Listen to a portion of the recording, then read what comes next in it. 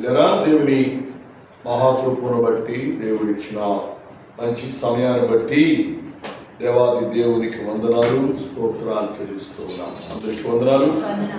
మరి దేవుడు మనల్ని ప్రేమించి 17వ రోజు ఉపవాస కూడికలో ఈ రీతిగా మనం చేరి దేవుని మాటలు వినటానికి, దేవుని వాక్యాన్ని వినటానికి దేవుడిచ్చిన మంచి సమయాన్ని బట్టి దేవాది దేవునికి వందనాలు, స్తోత్రాలు చెల్లిస్తూ ఉన్నాం. ఇలా దైవ గ్రంథంలో నుండి 1వ కొరింథీయులకు రాసిన పత్రిక 13వ అధ్యాయం 5వ వచనంలో మరి ఆఖరి అంశానికి మనం వచ్చాం. 5వ అధ్యాయంలో ఆఖరి అంశంలో మనం ఉన్నాం.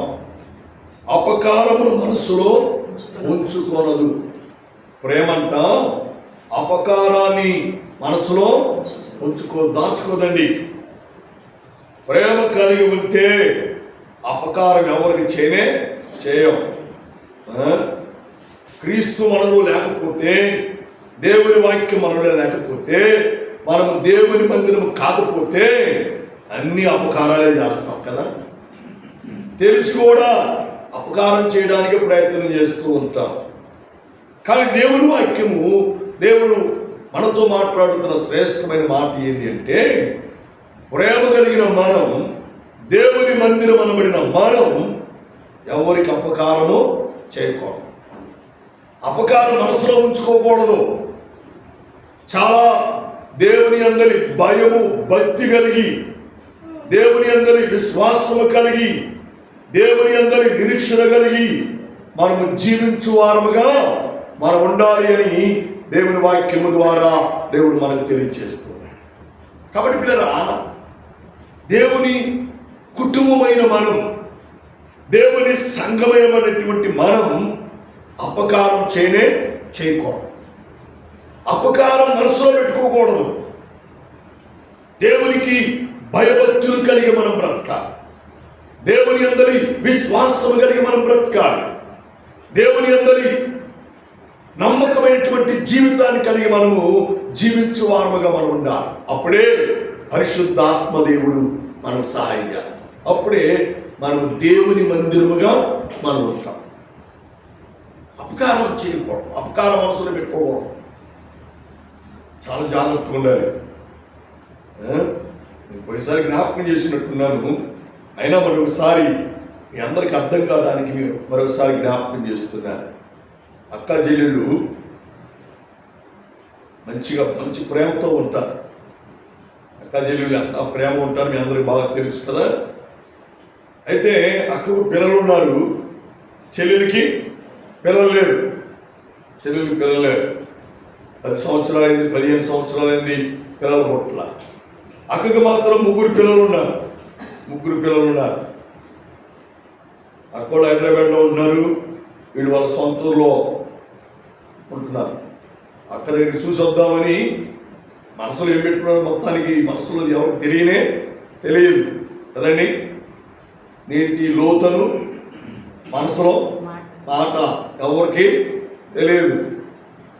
అక్క దగ్గరికి వచ్చారు, చెల్లి వచ్చిందని మంచిగా భోజనాలను రెడీ చేసింది. పని టైం అయిపోయింది, అమ్మ మీరు భోజనం చేయండి, పిల్లలు జాగ్రత్త అని చెప్పింది. వాడు పనికి వాళ్ళు వెళ్ళిపోయారు. భార్య భర్తలు ఎంత భయంకరమైన ఆలోచన, అపకారం చేసే మనస్సు వాళ్ళు పెట్టుకొని, పిల్లలు ఇంట్లో ఆడుకుంటూ తిరుగుతూ ఉంది. 2 సంవత్సరాలు ఉంటుంది అనుకుంటే పిల్లకి. ఆ పిల్లని ఆడుకోవటం, అక్కడ పిల్లలు ఉన్నారు, ఆడుకుంటున్నారు, సంతోషంగా ఉన్నారు. నాకైతే పిల్లలు లేదని చెప్పి ఆ మనసులో ఆ ఉద్దేశాన్ని పెట్టుకొని ఆ మిద్ది మీద పైకి తీసుకెళ్ళి ఆడిస్తూ ఆ పిల్లని మెడ తిప్పేశారు, కోడి తిప్పేశారు. చచ్చిపోయిన పిల్లని ఏం చేయాలో అర్థం కాక పైన నీళ్ళ ట్యాంక్ ఉంది, దాంట్లో అంతే ఉంచేశారు. సాయంత్రం అక్క, బావ అందరూ వచ్చారు. 2 పిల్లలు ఉన్నారు, 3 పిల్లలు కనపట్ల. అమ్మాయి చిన్నమ్మాయి ఆడికి వెళ్ళిందంటే, అక్క మేము చూస్తారా ఉన్నా ఆడుకోవడానికి అంటే వెళ్ళింది, ఆడుకుంటుందని అని చెప్పారు. 7 అయింది, 8 అయింది, 9 అయింది, రాట్లా. అక్కతో పాటు బావతో పాటు చెల్లి మధ్య కూడా పిల్ల కోసం ఎదుగుతూ ఉన్నారు. ఒక రోజు అయిపోయింది, కనపడలేదు. రెండో రోజు వచ్చేసింది, పోలీస్ స్టేషన్లో కంప్లైంట్ ఇచ్చారు. పోలీసులు మీ ఇంట్లో ఎవరు ఉన్నారని చెప్పి అడిగితే, మా చెల్లి మా మధ్య ఉన్నారండి, వాళ్ళు చాలా వరకు బాగా చూసుకున్నారు, ఇప్పుడే ఆడుకుంటారని చెప్పి అటు వెళ్ళిందంట, పిల్లలు ఆడిస్తానని చెప్పి తీసుకెళ్లారంట, కనపడలేదండి అని చెప్పి మధ్య చెప్పాడు, చెల్లి చెప్పింది, అక్క బాబు కూడా చెప్పేశారు. పోలీసులు కదా, వారి ఆలోచన వేరుగా ఉండేది కాబట్టి 1 గంట 2 గంటలు 3 గంటలు చూశారు, అక్కడ కనపడలేదు. సీసీ కెమెరాలు చెక్ చేశారు, ఎక్కడేం కనపడలేదు. అనుమానం వచ్చేసింది. చెల్లిని మధ్యని తీసుకెళ్ళి పోలీస్ స్టేషన్కి వాళ్ళ స్థాయిలో వాళ్ళు విచారించగా అసలు విషయం చెప్పేశారు. వాళ్ళ ఇంటి పైన ఉన్న ట్యాంకీలోనే ఆ పిల్ల అప్పటికి 2 రోజులు అయిపోయింది, ఉబ్బిపోయిందండి.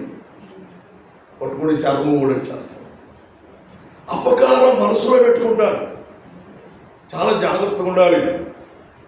దేవుని పిల్లలమైన మనం ఎవరికి అపకారం చేయకూడదు, కీడు చేయకూడదు. దేవుని అందరి భయము భక్తి కలిగిన దేవుని మందిరమునబడి మనం ఒకవేళ ఎదుటివాడు మనకు అపకారం చేసినా దాన్ని మనసులో పెట్టుకోకుండా వారిని మనం ప్రేమించాలి. దేశము అన్నలందరూ అపకారం చేశారు, కొట్టారు, ఏమండి నూతిలో పడవేశారు. అంతటితో ఊరుకోకుండా పైకి తీసి బెన్యామీను వర్తకులకు అమ్మివేశారు. ఒక కాలం వచ్చిన ఒక దినం వచ్చేసింది, కొన్ని సంవత్సరాల తర్వాత తమ్ముని చేతికి అన్నలందరూ దొరికారు. కానీ అపకారం చేసినటువంటి అన్నలను మనసులో పెట్టుకోలేదండి. పెట్టుకోకుండా అన్నలందరినీ అతనితో ఉంచుకోవడానికి, అన్నలతో కలిసి కొంత సమయం గడపడానికి, అన్నలతో కలిసి భోజనం చేయడానికి ఏం చేశాడు తెలుసా? వారి మీద నింద మోపాడు.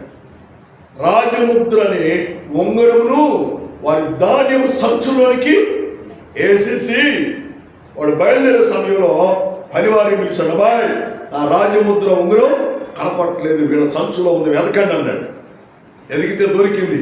మీరు తప్పు చేశారు కాబట్టి ఈ రాత్రికి ఇక్కడే బస చేయాలి, ఇక్కడ ఆగిపోవాలి. ఎంత ప్రేమండి!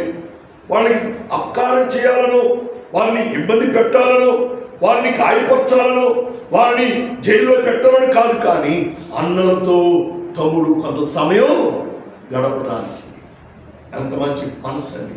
దేవునికి స్తోత్రం. హల్లెలూయా. బాబు అపకారం చేసే వారుగా మనం ఉంటే మనం దేవుని మందిరమును కాలే. దేవుని ఆత్మ మనలో ఉండదు. దేవుని ఆత్మ ఉండదు. దేవుని ఆత్మ లేకపోతే మనం నిష్ప్రయోజనమైన వారు, మనము దేనికి పనికిరాని వారు, మనం వ్యక్తులమైపోతాం, మనం నిష్ప్రయోజనమైపోతాం. అలాంటి వారముగా ఉండకూడదు అని ఈ రాత్రి పరిశుద్ధాత్మ దేవునితో మాట్లాడుతున్నాడు. ప్రేమ అపకారమును మనసులో ఉంచుకోండి. చాలా జాగ్రత్తగా చూడండి. దయచేసి దైవ గ్రంథముల నుండి శ్రేష్టమైన మాట మీ మనసుకు తెస్తాను, చాలా అద్భుతమైన మాట మీ తలంపుకు తెస్తాను. చూడండి, 2వ రాజుల గ్రంథానికి రండి. 2వ రాజుల గ్రంథం 11వ అధ్యాయం 16వ అధ్యాయం 17వ అధ్యాయం 13వ వచనం చదవండి. 2వ రాజుల గ్రంథం 17వ అధ్యాయం 13వ వచనం. అయినను మీ దుర్మార్గతను విడిచిపెట్టి, అది ఏ విడిచిపెట్టాలి? అపకారం చేయకుండా ఉండాలి, అపకారం మనసులో పెట్టుకోకుండా ఉండాలి. అంటే దేవుని పిల్లలమైన మనం దుర్మార్గతను విడిచిపెట్టాలి. దుర్మార్గమైన మనసు చాలా జాగ్రత్తగా ఉండాలండి. చాలా ఆత్మ సంబంధమైన ప్రార్థన జీవితాన్ని మనం కలిగి ఉండాలి. విశ్వాస సంబంధమైన జీవితాన్ని మనం కలిగి ఉండాలి. లేకపోతే దుర్మార్గమైన మనస్సు మనం కలిగి కసాయివారముగా మారిపోతాం. దుర్మార్గమైన మనస్సులో ఉంటే దూషించే వారముగా ఉంటాం. తల్లిదండ్రులను కూడా చూడకుండా గాయపరిచే వారముగా ఉంటాం. అన్నదమ్ముల వాళ్ళని చూడకుండా వాళ్ళని గాయపరిచేవారుగా ఉంటా. కారణం ఏంటి అంటే నువ్వు దేవుని మందిరము కాదు. ఏముంది నీలో? దుర్మార్గత ఉంది. దుర్మార్గత నీలో మారు మనసు లేదు, రక్షణ లేదు, ఏమండి బాప్తిసం లేదు, సంఘ సహవాసం లేదు. నువ్వు దుర్మార్గుడవు, దుర్మార్గురాలు. అందుకనే నోటికి ఎంత మాట వస్తే అంత మాట మాట్లాడేస్తాడు. చిన్న పెద్ద ఏమి చూడండి. కారణం ఏంటి అంటే వారు అపకారమును మనసులో పెట్టుకునే మాట్లాడుతూ ఉంటారు. అందులో మాట చెప్తారు సామెతి, ఎన్ని దెబ్బలను గుట్టుగాని భరిస్తా కానీ మాట అంటే మాత్రం పండనే వాళ్ళు చాలామంది ఉంటారు. మాట అనకూడదండి. దయచేసి చేతులు జోడించి మనం చేస్తున్నామా బాబు? దేవుని సన్నిధిలో చేతులు జోడించి మనం చేస్తున్నాం. మనము దేవుని మందిరం అనే సంగతిని ఎరిగిన వారమై అపకారమును మనసులో పెట్టుకోక ప్రేమించే వారముగా మనం ఉందాం. ప్రేమను కనపరిచే వారముగా మనం ఉందాం. ప్రేమను పంచే వారముగా మనం ఉందాం. యేషేపు అన్నల పట్ల ప్రేమను పంచాడు, అపకార మనసులో పెట్టుకోలేదు. మరి మనం ఎట్టున్నామండి? లోకంలో సాగుతుంది, మంచోడు బుద్ధి మాంసం కాదు, చర్రుడు బుద్ధి చేపలుగా తెలిసిందంట. అసలు ఆ మనసే అర్థమైపోయింది. అపకారం చేసే మనసా కాదా అనేది అప్పుడే అర్థమైపోయింది. ఒక బ్రదర్ ఉన్నాడు, నాకు తెలిసిన బ్రదర్, మంచి బ్రదర్, బాగా తింటాడు, తిండిపోతాడు. ఆ కొడుకు ఎందుకు ఒక రోజు నాకు కనబడ్డాడు. అంకుల్ అన్నాడు, ఏంద్రా బాబు బాగున్నామన్నా. అంకులో మా నాన్న మారడా అంకుల్ అన్నాడు. మీ నాన్న మారేదేంద్రా, దేవుడికి సాగుడు కదరా, ఇంకా మారేదేంద్రా అన్న. ఏందంకులో 2 కేజీలు మోసం తెచ్చుకుంటాడు, పొయ్యి మీద పెట్టి కానీ తింటానే ఉంటాడు. అప్పుడు ఉడుకుతానే ఉండింది, తింటానే ఉంటాడు. అప్పుడు సరే పిల్లలు మేము తిందాం అనుకుంటే మమ్మల్ని ఎవరిని ముందు తిన్నాడు. అప్పుడు ఆయన తిన్న తర్వాతే వాళ్ళకి అన్నం పెట్టి అంటాడు, అందాక పెట్టడా. అందులో ఇంకెప్పుడు మాట్లాడు. అందులో మా నాన్నకి ఇంకా 50 సంవత్సరాలు వచ్చినాయి, ఇప్పుడు కూడా కొడుచుంటూ తిరుగుతూ ఉంటాడు. అప్పుడు తల్లిదండ్రులు, తోబుట్టువారు అపకారం చేసి తిండి కాని అపకారం అండి. వస్త్రాల దగ్గర అపకారం, వస్తువుల దగ్గర అపకారం, ఆస్తుల దగ్గర అపకారం, బంగారం దగ్గర ఇంకా అపకారాలు. ఎంత దుర్మార్గమైనటువంటి మనసును ఈ దినాల్లో ప్రజలను ఎంటాడుతుంది.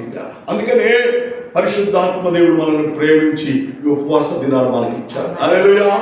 దుర్మార్గతని విడిచిపెట్టి ఏమని అపకారమును మనసులో ఉంచుకోక దేవుని మందిరములు గాను, దేవుని సొత్తైన ప్రజలము గాను, దేవునికి ఇష్టమైన ప్రజలము గాను, దేవునికి పిల్లల లోబడినటువంటి ప్రజలము గాను, సంఘముగా మనం ఉన్నట్లయితే పరిశుద్ధాత్మ దేవుడు మనల్ని దీవిస్తాడు. పరిశుద్ధాత్మ దేవుడు మనకు సహాయం చేస్తాడు. ఆమేన్. హల్లెలూయా. చాలా జాగ్రత్తగా ఉండాలి. మనం యోగ్యమైన వారముగా మనం జీవించాలి.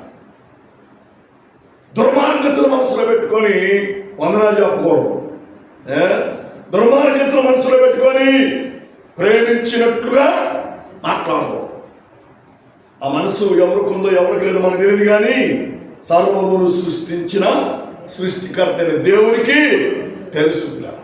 దేవుడు ఎరిగిన వాడై ఉన్నాడు. కాబట్టి మనల్ని మనం దేవునికి సమర్పణ చేసుకుందాం, మనల్ని మనం దేవునికి అర్పించుకుందాం.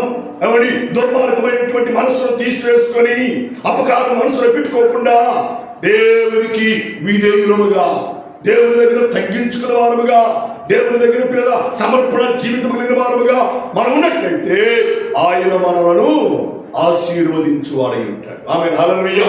హల్లెలూయా. చుడుకో వారిని తలంపుకు తెస్తాను, చదివి సహాయం చేయండి. పరిశుద్ధ గ్రంథంలో నుండి చాలా శ్రేష్టమైన మాట చెప్తారా. ఇర్మియా గ్రంథం 18వ అధ్యాయం 11వ వచనం నేను ముగిస్తున్నాను. 18-11 ఇర్మియా గ్రంథం 18వ అధ్యాయం 11వ వచనం. దుర్మార్గతను విడిచిపెట్టాలి, అప్పుడే మనం దేవుని మందిరం అవుతాం. అర్థమైందా? అపకారం మనసులో పెట్టుకొని, కీడు చేసే మనసులో పెట్టుకొని, ఏమండి దూషించే మనసు, తిట్టే మనసు, ఇతరులను గాయపరిచే మనసు, ఇతరులని ఇబ్బంది పెట్టే మనసు మనం పెట్టుకొని ప్రభువా ప్రభు అని పిలిస్తే ప్రయోజనం ఏమీ ఉండదు.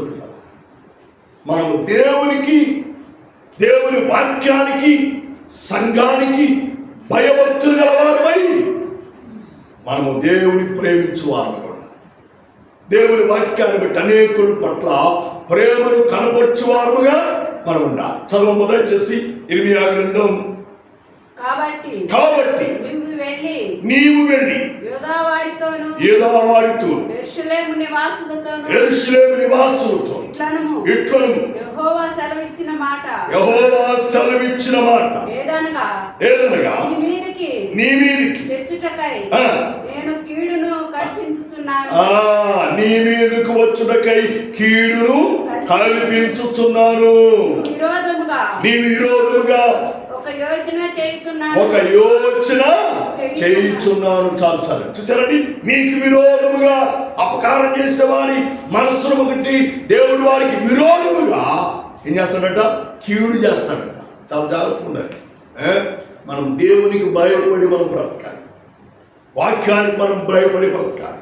మనము దేవుని మందిరం అనే సంగతిని ఎరిగిన వారమై మనం ప్రార్థన పూర్వకంగా ఉండాలి. అప్పుడే అపకారము మనస్సులో ఉండనే ఉండదు. దేవుడు మనల్ని జ్ఞాపకం చేసుకుంటాడు. మన నీతియుక్తమైనటువంటి నీ మంచి మనస్సు అయినటువంటి మంచి హృదయాన్ని బట్టి దేవుడు గొప్ప కార్యాలని జీవితంలో జరిగిస్తాడు. దేవుడు నిన్ను దీవించి నిత్య రాజ్యానికి, పరలోక రాజ్యానికి వారసులుగా చేస్తాడు అని ప్రభు పేరట, ప్రభు నామంలో మనం చేస్తున్నాం. దేవుడి మాటను, దేవుడి వాక్యాన్ని మనందరికీ దీవించి ఆదరించి ఆశీర్వదించుగాక. ఆమేన్, ఆమేన్, ఆమేన్. తలలో వచ్చి ప్రార్థన చేస్తాం. అపకారము మనసులో ఉంచుకొనక, కీడును